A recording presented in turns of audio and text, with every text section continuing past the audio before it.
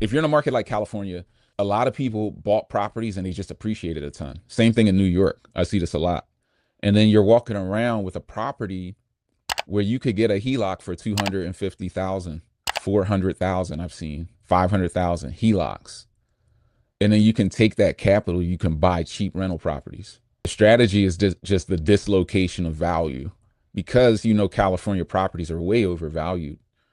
Take some of that value and put it into cheaper properties, maybe in different markets, and set up remote management systems, because you're dislocating value.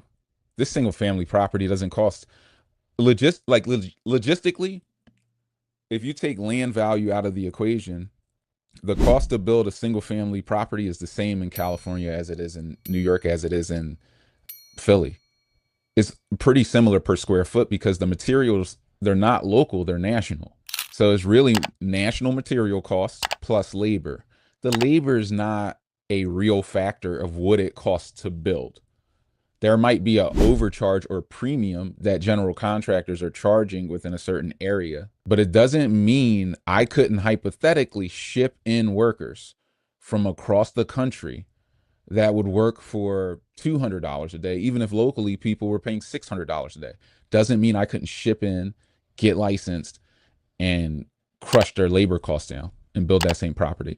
So if you have a single family property that is way overvalued compared to another market, and you can access that capital, it only makes sense to pour into a cheaper market that's likely to have a higher chance of appreciation.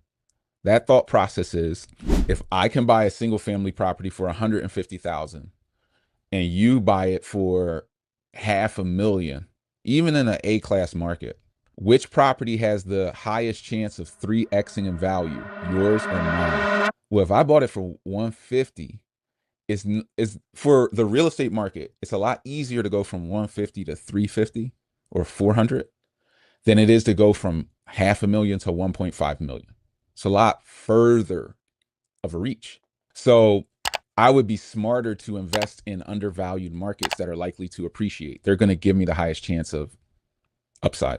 And that's where you make a lot of money.